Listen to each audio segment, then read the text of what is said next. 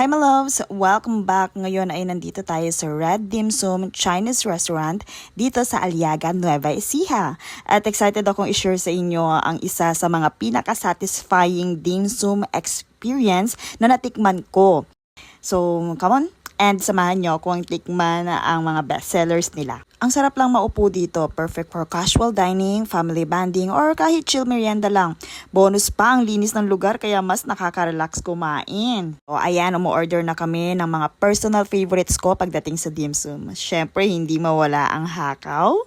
Isa sa mga basihan ko kung legit ang isang dim sum place.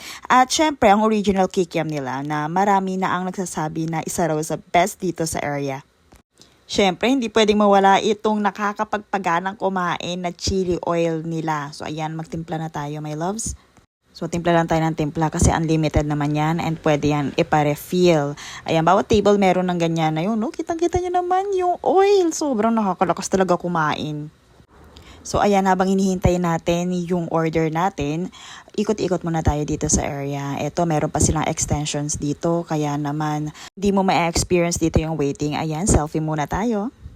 Ayan, punta muna tayo sa comfort room. Nandito sa bandang likod yung comfort room nila. And dito, my loves, nakahiwalay din yung pang male and female.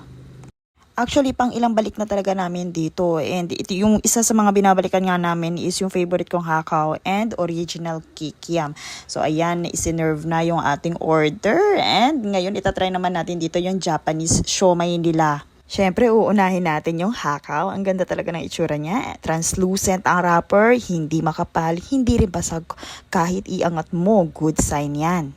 So, nag-crab stick Japanese rice toppers nga pala ko at yun yung meal ko. At meron tayo ditong chicken feet na sobrang lambot. And meron din tayong, my loves, ayan nga, yung Japanese siomai. Siyempre, hindi pwede mawala ang rice. Meron din tayong egg rice. And also, meron din tayong order dito na mamaya darating yung xiaolong bao. Ayan, nakatitig na sa akin yung hakaw. Fresh talaga yung lasa dito, my loves, and hindi malansa. Ang pinaka nag-stand out talaga is yung wrapper. And my loves, kung gusto mo talaga makatry na sobrang lambot na chicken feet, eto na yun, my loves. And lasang-lasa din yung herbs. My loves, yung price niya, super sulit talaga. Nakita niyo naman kanina sa price list, diba?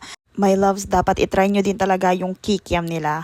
Yung original kikiam na to, my loves. Hindi ko alam na ganito pala talaga kalaki yung original size ng kikiam. Dito lang ako nakakain nun, my loves.